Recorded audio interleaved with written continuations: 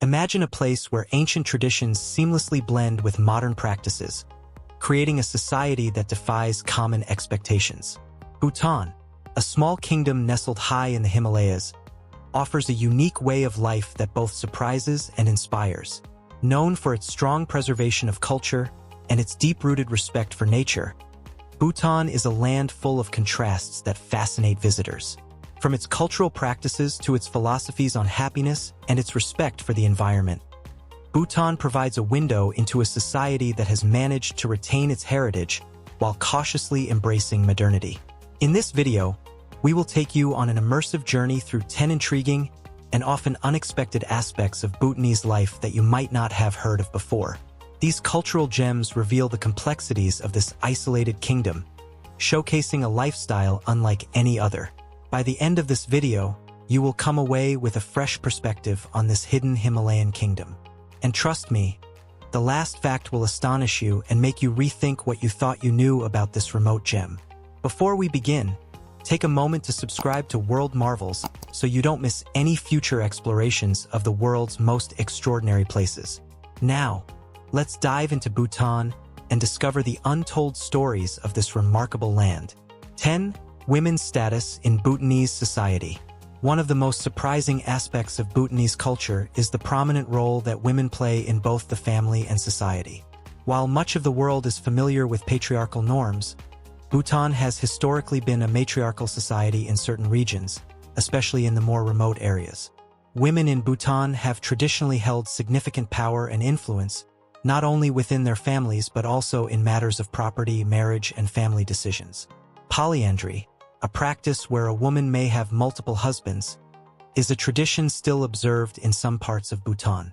This custom is not just a reflection of individual freedom, but also a practical response to the local economy and social structure. In polyandrous households, the arrangement ensures economic security. While one husband works in the fields or earns a living, another stays home to manage the household. This way, the family is never left without someone to oversee critical tasks, ensuring stability and harmony. Moreover, women in Bhutan can choose and dissolve marriages without the societal stigmas that might exist elsewhere. Their autonomy is respected, and they maintain control over their lives, relationships, and decisions.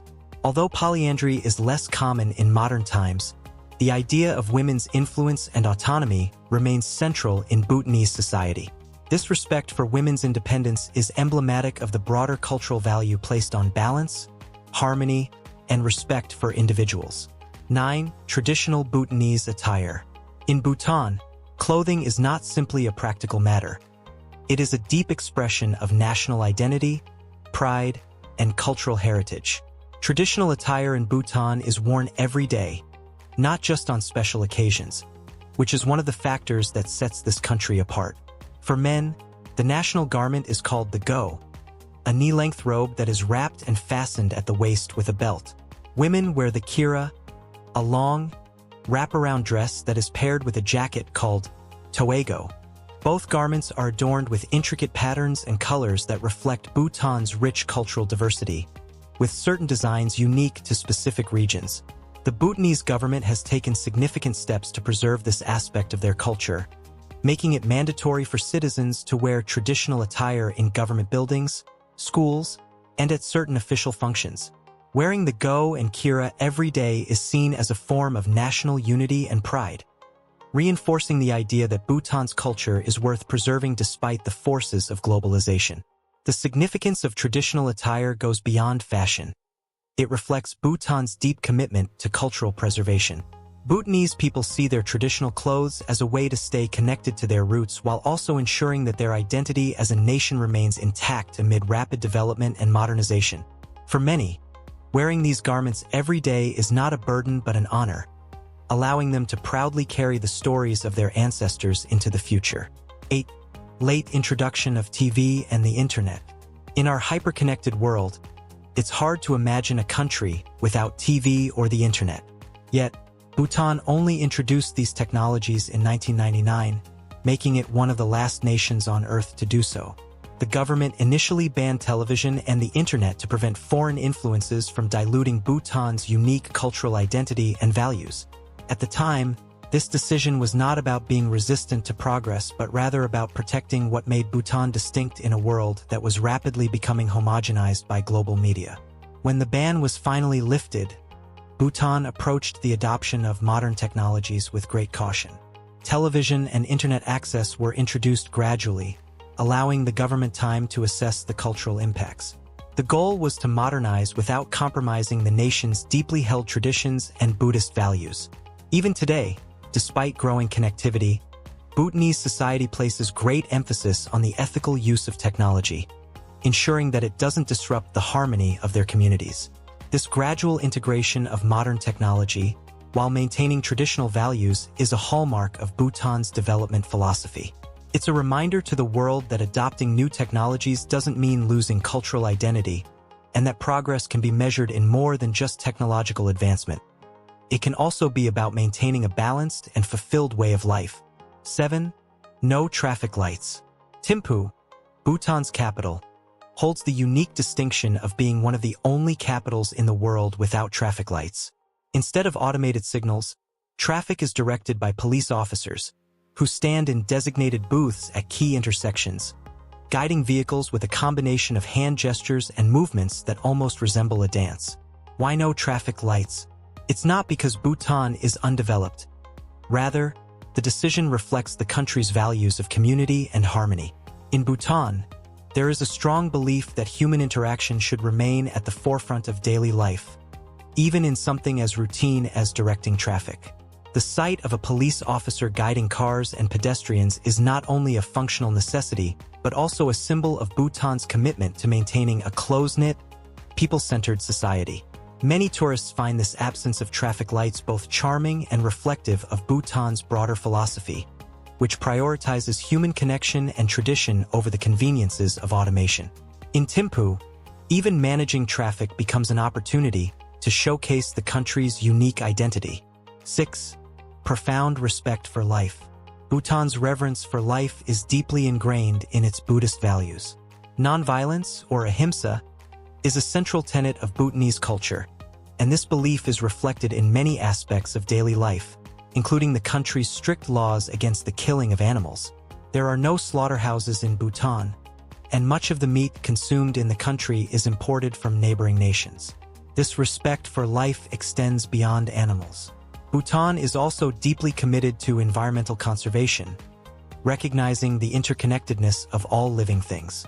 It is not uncommon for Bhutanese citizens to adopt vegetarian diets during religious festivals or particular months as a way of purifying the mind and body and showing respect for all forms of life. This practice exemplifies Bhutan's philosophy of living in harmony with the natural world. The country's reverence for life is not passive but actively upheld by laws and cultural practices, making Bhutan one of the most environmentally conscious and ethically driven nations on the planet. 5. Bhutan's carbon-negative achievement. Bhutan holds a rare and impressive global distinction.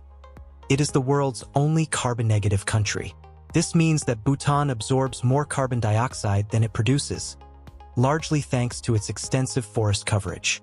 Over 72% of the country is blanketed in forests, which act as a massive carbon sink, absorbing millions of tons of CO2 annually. Bhutan's constitution mandates that at least 60% of its land must remain forested, a commitment that underscores the nation's dedication to environmental preservation. Beyond its forests, Bhutan has prioritized renewable energy, particularly hydropower, which not only meets most of the country's energy needs but also generates clean energy for export to neighboring countries like India. Additionally, Bhutan has set the ambitious goal of becoming the world's first fully organic nation by promoting natural farming methods and eliminating the use of harmful chemicals. Bhutan's carbon-negative status serves as a model for other nations, demonstrating that environmental sustainability and economic growth can go hand in hand. It's an inspiring example of how a small country can lead the way in global environmental conservation. For Bhutan's unique festivals. Bhutan is home to some of the most vibrant and colorful festivals in the world. These festivals are not just celebrations. They are also a way of preserving Bhutan's cultural and religious heritage. One of the most famous festivals is the Tsechu, which is held in various locations across the country. During this religious festival, Monks and lay people alike don elaborate costumes and masks to perform traditional dances that reenact the life and teachings of Guru Rinpoche, the saint credited with bringing Buddhism to Bhutan. The performances during Tse-chu are not only meant to entertain but also to educate. The dances convey religious stories and teachings, making them an essential part of passing down Bhutanese culture to younger generations. These festivals are a powerful reminder of Bhutan's spiritual depth and its commitment to preserving its traditions in a rapidly changing world. Another unique ritual in Bhutan is the annual bathing ceremony, where Bhutanese women gather at rivers to bathe and pray for peace and health. This practice reflects the country's deep connection to nature and its belief in the purifying powers of natural elements. Whether through festivals or rituals, Bhutan's rich traditions are an integral part of its cultural fabric, providing a sense of continuity and identity. 3. Bhutanesból többekóban. In 2004, Bhutan made headlines when it became the first country in the world to impose a total ban on the sale and production of tobacco. This bold move was part of the government's larger efforts to promote public health and protect the environment. Smoking is heavily restricted in Bhutan, and violators face steep fines. Although the government temporarily relaxed the ban during the COVID-19 pandemic to curb illegal tobacco trade, Bhutan remains committed to becoming a smoke-free nation. The tobacco ban reflects Bhutan's dedication to improving the well-being of its citizens and preserving its pristine environment. It's a powerful example of how a small country can implement far-reaching public health policies that have a global impact. Bhutan's stance on tobacco control has been widely praised and serves as a model for other nations looking to promote healthier lifestyles. 2. Bhutan's fertility symbols. As you travel through Bhutan, you may notice an unusual sight: phallic symbols painted on homes, shops, and even cars. To outsiders, this may seem strange, but in Bhutan, these symbols play an important role in the local culture. They are believed to ward off evil spirits and bring good luck, especially in matters of fertility. This tradition originates from the teachings of Drukpa Kunli, a revered saint known for his unconventional methods of spreading Buddhism. Often called the divine madman, Kunli used humor, songs, and shock tactics to challenge religious norms, and the phallic symbols he popularized have since become a powerful form of protection in Bhutanese culture. These symbols are not considered vulgar or inappropriate in Bhutan. Instead, they are a respected part of the country's spiritual heritage. The use of these fertility symbols provides a glimpse into Bhutan's unique blend of spirituality, humor, and openness, offering a fascinating insight into the beliefs that shape Bhutanese life. 1. Bhutan's restricted tourism. Bhutan is often referred to as the last Shangri-La, a mystical, isolated land where time seems to stand still. Part of this mystique stems from the country's remote location in the eastern Himalayas, but it is also due to Bhutan's strict tourism policies. The government has placed heavy restrictions on tourism to preserve the country's environment and culture, making Bhutan one of the most challenging countries to visit. The country's only international airport, Paro Airport, is known as one of the most dangerous in the world due to its surrounding mountains and short runway. Only a limited number of pilots are qualified to land here, adding to the difficulty of accessing the country. Once you've arrived, you'll find that independent travel in Bhutan is not permitted. All visitors must join an organized tour and pay a daily fee that covers accommodations, transportation, and a guide. This fee, which starts at $250 per day, is designed to limit the number of tourists and minimize their environmental impact. Despite these challenges, those who make the journey to Bhutan are rewarded with breathtaking landscapes, a rich cultural experience, and the opportunity to explore a country that has remained largely untouched by modern development. Bhutan's approach to tourism is aligned with its broader philosophy of gross national happiness, which prioritizes the well-being of its people over material wealth. Now that you've discovered some of Bhutan's most intriguing customs and traditions, it's time to reflect. Which of these aspects of Bhutanese culture surprised you the most? Was it the country's deep respect for life, its carbon-negative status, or perhaps the unusual practice of polyandry? Let us know in the comments below. We'd love to hear your thoughts.